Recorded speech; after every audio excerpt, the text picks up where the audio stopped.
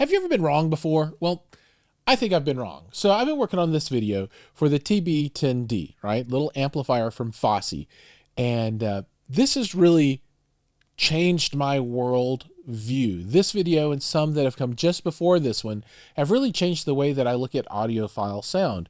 And, you know, I just think I've been looking at things from the wrong perspective, or at least, I don't know, maybe I got caught up in the hype. I don't know what it is, but stick around and I'm going to tell you about how the world has changed for me, and then also about this pretty cool little amplifier.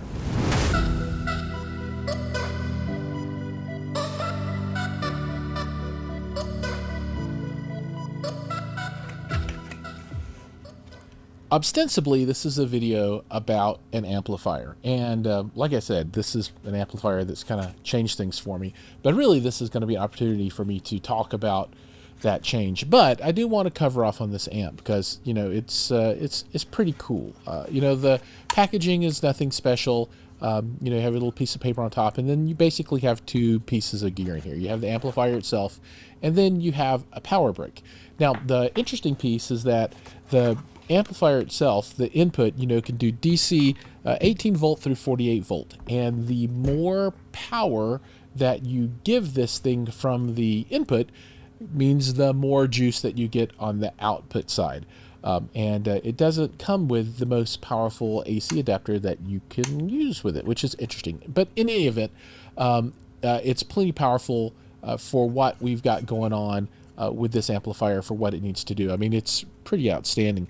But as you can see, little black box, super small, the size of your hand. On the back, you've got two RCA inputs. You got your power outputs for your 5-way binding posts. And then on the front, you've got just a handful of knobs. You got the on-off switch, treble and bass, which is really, really nice. And then volume, right? So you don't even need a preamp, right? You just use this thing. And that is all part of kind of the craziness that's coming to my mind now about this audiophilism.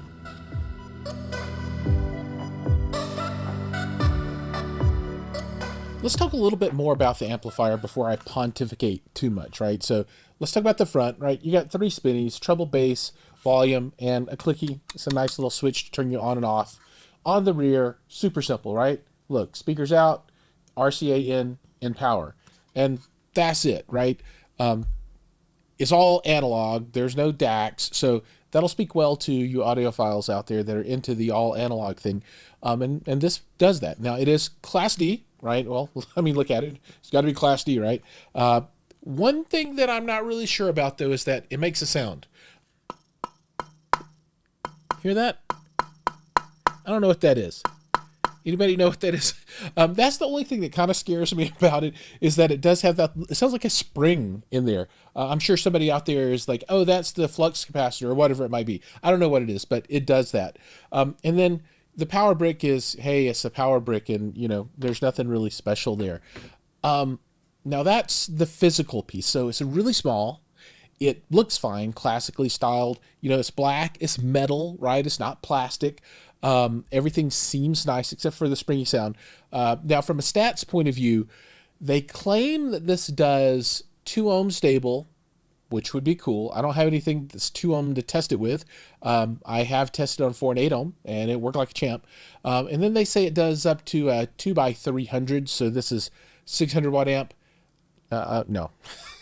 I think maybe I'm getting about 50 by 2 out of it, using the included power supply, which is kind of a medium size brick for it.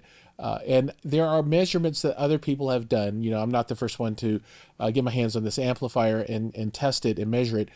So you can go check those out elsewhere, but I think it's doing about 50 by 2. And for those of you that don't know, I did a video about this a little while back. 50 by 2 is plenty for almost any scenario that you can think of. And I'll talk about the system that I tested this in a bit.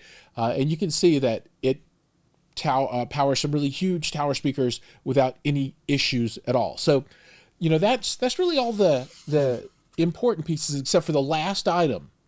And the last thing that blows my mind for something like this is this thing cost $80. That's the $80, not 800, not 8,000, not 80,000. It cost $80 from Amazon. It can be at your house in like 2 days. And that's what really got me thinking, because, you know, I did this video and I just did the Weem Pro and the Weem Pro Plus videos. And I've got some little bookshelf speakers that I'm going to review here pretty soon from Focal, which are their least expensive model that sound amazing. And it really got me to thinking. And, you know, my world has changed a little bit. And so let's talk about that.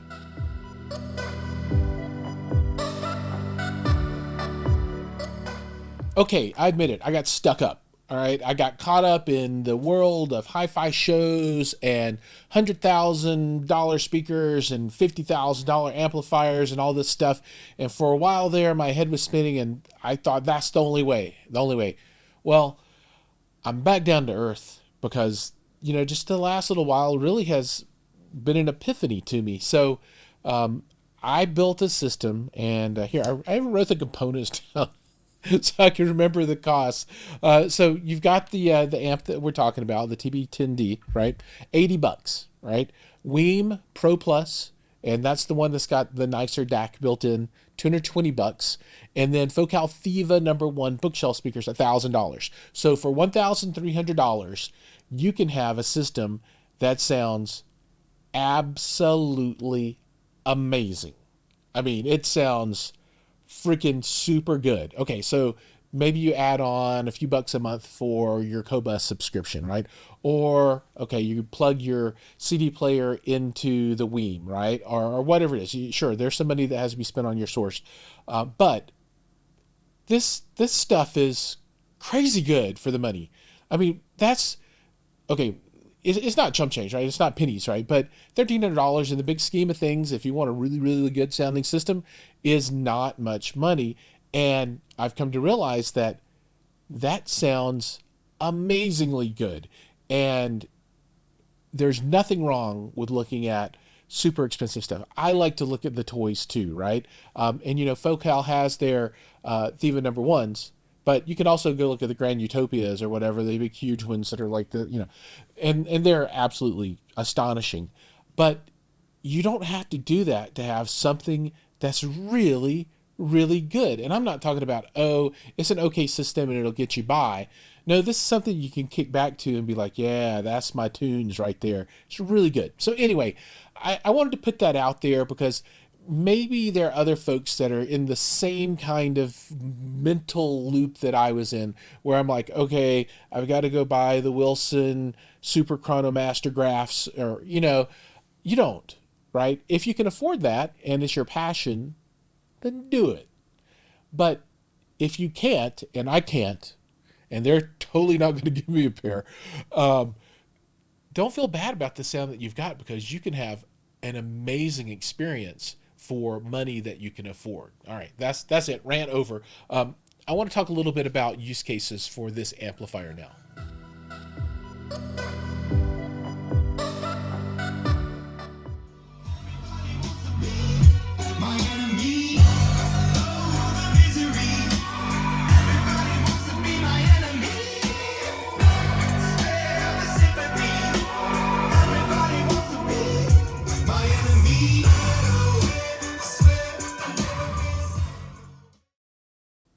The clip you just saw shows me using the FOSI amp to power the CSS Typhons, right? And those are some bigger towers. They got, you know, a couple of bass drivers, mid-bass tweeters. So they got everything going on, and it pushes the heck out of those with its little 50 watts by 2. And realistically, we're probably only using like 2 watts anyway. So there's plenty of overhead there. So my point being, as we get into use cases, is that this thing can do most everything. Now, where is it most comfortable? Well, I think the form factor is going to inform us, right? So this thing is tiny, it's really small, and, you know, it doesn't push 500 watts a channel or something like that. So you're not going to use this for subwoofers. You're going to use this for speakers. And the system that I outlined before with the bookshelves and the source and this amplifier, I think is a really good starting point. Now, where can you use that at? You can use that in your living room if you want to listen to sound there. You can use this with a computer, and I think that is a really excellent use case, right? So you take this, take the audio out on your PC, plug into this amplifier. You got a volume control. You can put it on top of your desk, have your 2 bookshelves, and have a audiophile quality experience with your computer. You can do similar things with televisions if you've got audio outputs on that. So lots of different use cases, but I think where you need a small amplifier, this thing is going to excel. Now, like you saw, I was using it with a full-size system, and it's up to the task, right? It's up to snuff and tough enough. So I think really the sky's the limit as to what your creativity will allow you to do with this amplifier. Because for $80, why not? Grab one, give it a shot, stick it in some different places, and see what works for you. I know that this will end up being my permanent, as like everything's permanent, or anything is permanent for me, amplifier for my production PC, right? So my editing bay is where this thing's going to live in the long term. Now, down to final thoughts. I think, as you can tell from the video, I love this little amplifier. It doesn't measure perfectly, and I think some of the stats are overinflated on the website, but when it needs to execute, it does, right? It does what it's supposed to do, and it does it really well. And it's not just good enough. I mean, it sounds really nice, right? Class D amplifier, nice, clean, transparent sound. I can't hear any distortion. Nothing comes across for me. It simply does the job, right? Takes an input, turns that input to high-powered output, and it makes the speakers move, and it doesn't really do anything to the sound that I can hear audibly. So that's it. Great amplifier, great price, great job by FOSI. Links are down below. Go buy one. Please use my link. It's an affiliate link, and I'll get 15 cents or something from Amazon if you do so, but I'd appreciate it. And every little bit helps the channel. So with that, we're going to go ahead and close out for the day. Thank you so much for watching. Please like, subscribe, ring the bell, tell your friends, share it to the winds of the world, and I'll see you all in the next video.